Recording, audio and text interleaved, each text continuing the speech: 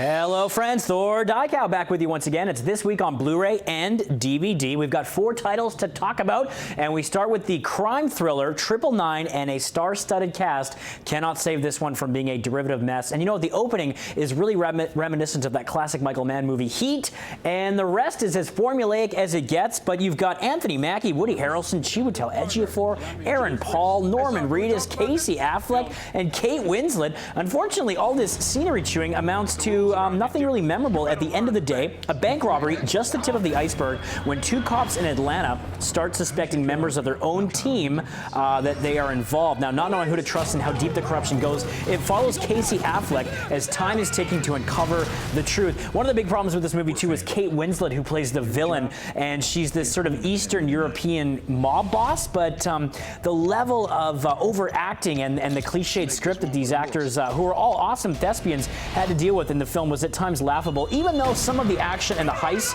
were well staged, I thought this was kind of a generic mess by the end of it. So TripleNine gets, unfortunately, a fail from me. Great actors in that one, though.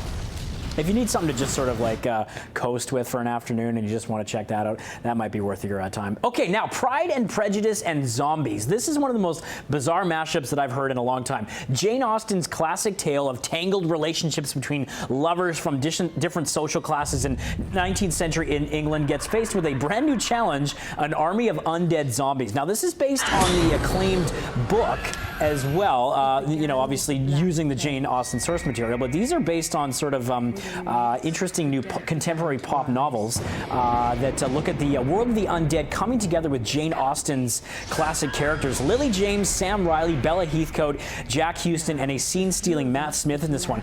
The period detail in the movie is awesome, and actually the way that they were able to combine the zombie genre with the sentiments of the period piece with the romance was actually pretty well done, I have to say. After a while, it stopped becoming a zombie movie and more about the sisters and all that kind of thing. But I will say, if you're a Jane Austen fan, this might appeal to you more than if you're a zombie fan, because the zombie carnage kind of takes a backseat at some point to the story. But overall, I thought this was an interesting, albeit superficial look at what it would be like if zombies invaded 19th century England. Some great performances here, some pretty clever visual and special effects as well. And I thought for the most part, it didn't overstay its welcome. And I thought it was just an interesting mashup, as I say. So Pride and Prejudice and Zombies, kind of a winner, I gotta say. Maybe chalk that one up to a guilty pleasure.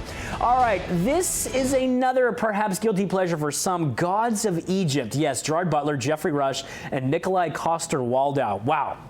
Now, say what you will about it, it is dazzling to look at. So full of eye candy, but utterly ridiculous. It follows the story of a mortal who teams up with a powerful and vengeful god in order to stop another merciless god of darkness who hopes to destroy both this life and the afterlife. No word of a lie, Jeffrey Rush plays the sun god Ra in this film, and he lives in a spaceship, and he has to defend planet Earth from these evil space worms. And I tell you, that is just the tip of the iceberg when it comes to the wackiness in this movie. But you know what? There's sort of a bizarre B-movie video game quality about it where they're all sort of hamming it up in the film, and they all are aware, I'm sure, of how ridiculous it is, but that doesn't stop them from trying to outact each other. So it's a very entertaining film. I mean, it's sort of like those mummy movies where it's got, you know, the great visuals and that sense of adventure.